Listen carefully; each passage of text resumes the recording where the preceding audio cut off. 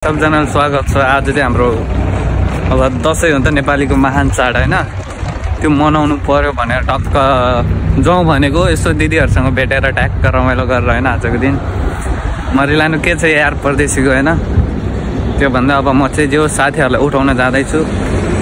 अब साथीहरू रुममा छ, उनीहरूलाई नि बोलाएर जाउँ रमाइलो गरौँ। धेरै भयो अब घरको नि 2 वर्ष भइसक्यो यार, दसैँ 3 वर्ष भयो यार दसैँ नमानेको। अब बस एकचोटि यतातिर मनाइदिउँ कि भनेर दिदीहरूसँग चट्ट रमाइलो गरेर होइन। कस्तो हुन्छ के हुन्छ हेर्दै गर्नु होला ब्लग। अब यस्तो छ यार, गर्मी छ लास्टै यार, के गर्ने के नगर्ने यार। हेर्नु यस्तो छ ठाउँ यार, दुबई दुबई भन्छ केटा हो, दुबईहरू यस्तो छ दुबई। गर्मी छ लास्टै दुबईमा होइन।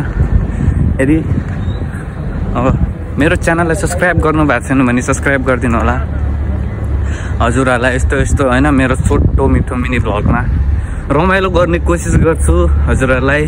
हामी अब दिदीको रुम चाहिँ सतुवा भनेको छ, यहाँबाट सायद बसमा गइन्छ कि मेट्रोमा गइन्छ थाहा छैन, के हुन्छ के हुँदैन त्यहीँ गई थाहा हुन्छ। गर्दैछु बस, जाँदैछु केटाहरूको रुममा गएर ढकढक ढकढक गर्छु ल त, के भन्छ केटाहरूले हेर्नु होला। पुरै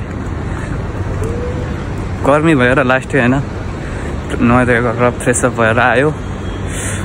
मान्छे त म पनि कहाँ होइन ह्यान्सी नै छु नि। कैसा लगा मेरा मजाक? भन्न नमिल्ने के गर्नु, कसैले हेर्दैन।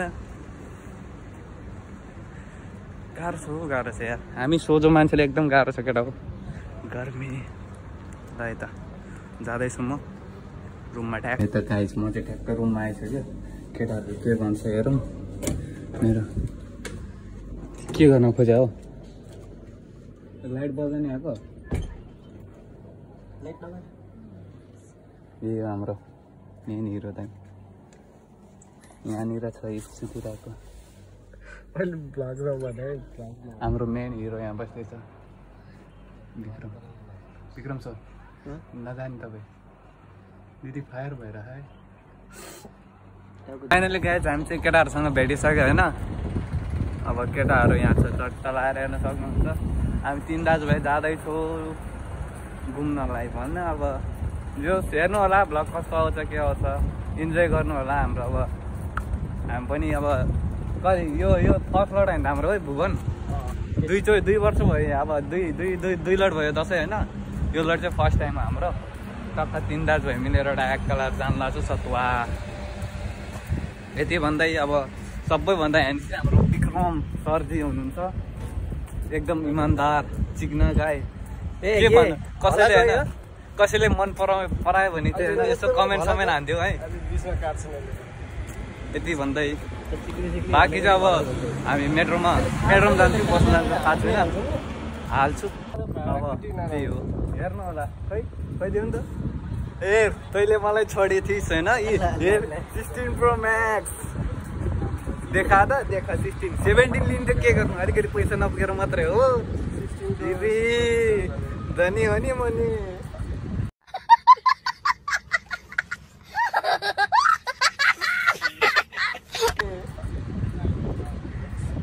होइन यस्तै हो। हेर्दै गर्नु होला मेरो भ्लगलाई, सब्सक्राइब गर्नु होला। यस्तै माया सपोर्ट र अझै माया गर्दै गर्नु होला। यसरी मिनी भ्लगहरू आउँदै गर्छ छोटो मिठो होइन। यो दुईजनामा कुन चाहिँ मन पऱ्यो भन्यो, तर म चाहिँ एकदम प्योर मान्छे हो, म कसैलाई नि केही भन्दिनँ होइन, सोझो मान्छे हो म चाहिँ। के बोले भाइ, के बोले के छ थाहा। हाम्रो चाहिँ यहाँनिर एकजना एकदम ह्यान्डसम बोय भुवन श्रेष्ठ। एउटा सेल्फी स्टिकै किने भए त्यस्तोतिर सर। यो भनेको रतन कार्कीको हो क्या सर। के हो रे साथी, रतन कार्कीले यस्तै गर्छ नि जापानमा। अब बिचमा गएर यसो अब जर्नेसहरूसँग नेपालीहरूसँग हुन्छ नि अब। ल आजको अब भ्लग चाहिँ अब सिधा अब हजुरहरूलाई देखाउँछु केही नयाँ नौलो, हजुरहरूले नि केही अनुभव गर्नुहोस् भन्दै म अब सिधै लागेको मेट्रो स्टेसन। ल यता गाइज फाइनली हामी चाहिँ आइसकेको छ मेट्रो स्टेसनमा होइन। कस्तो गर्मी भयो हो केटा हो, ट्याक्क लगाएर भित्र छिर्दैछु। अब कसैको पैसा हाल्नु छ अरे। कति हाल्ने अरे दादा 500 ग्राम 5-10 ग्राम जम्मा धेरै हाल्नुहुन्न कि सर अब पैसा हाल्छु पैसा हाल्ने कति हाल्ने फोकसले त्यो देखाउँछु थोरै गर्मी पनि लास्ट गर्मी भएको छ यार आज 10 दिनमा के भयो लगाइ हामी फाइनल्ली आइसकेका छौँ म्याटर स्टेसनमा फाइनल्ली गाइज हामी चाहिँ आइपुगिसकेको होइन ट्याक्क अब दिदीको वेट गर्दैछु यो दिदी बस्ने बिल्डिङ चाहिँ यस्तो बिल्डिङ ग्रोसरीहरू छ यहाँनिर ट्राई गर्छस् ल यति भन्दै अब दिदीलाई भेटेर अहिले बिदा गर्ने काम हुन्छ यार टिका लगाएकै छ भनेपछि मेरो साथीलाई आफ्नै साथीभाइले पनि चिनेन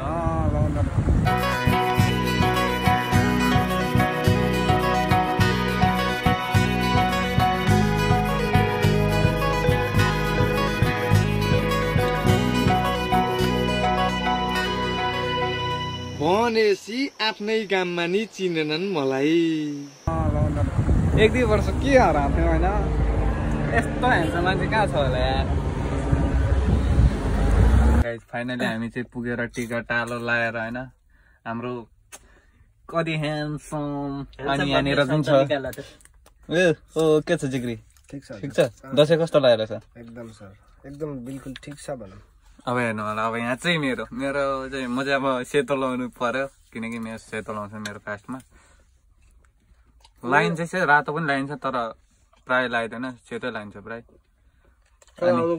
गेम खेलौँ भन्दैछ ल के हो ल गाइस दसैँ फाइनली सकेको अवस्था होइन टिका लगाएर फर्कियो अब परदेशको दसैँ यस्तै गरेर चल्यो के गर्नु अब रुममा सुतेर बस्नु पर्ने थियो एकजना दिदीले चाहिँ बोलाउनु भाइ भयो सम्झेर टिका लगाइदिनु दसैँमा रमाइलो गरौँ भनेर अलिकति दसैँ जस्तो बनाइदिनु भयो खुसी लागेको छ जे होस् परदेशमा भएर पनि रातो निधारमा थाप्नु पाइयो जमरा लगाउनु पाइयो सो गाइस परदेशमा भएर पनि एक्लो फिल नगर्नु कोही कसैकोमा घुममिल गर्नु सँगै बस्नु रमाइलो गर्नु सबै आफ्नो ठान्नु नेपालीलाई भेदभाव नगरौँ होइन माया गरौँ साथ सपोर्ट गरौँ चाहे जसो सुकै होस् ऊ खाना नपाए पनि जे जस्तो भयो नि सपोर्ट चाहिँ गर्नुपर्छ है केटा तिमीहरूमा चाहिँ नेपालीलाई गन्दैन कहाँबाट भुत्रो बन्छ नेपालमा चाहिँ भुत्रो बन्छ केटा हो गर्नुपर्छ केही गर्नुपर्छ भने देखाउनु पर्यो नि त्यही भएर केटा मसिनो जे छ त्यो खानी टक्क त्यही हो यही त जे छ त्यही छ होइन जिन्दगी यस्तै छ यो खन्द्रिङ भनेर आजलाई भ्लग सिद्धाइदियो केटा हो ल बाई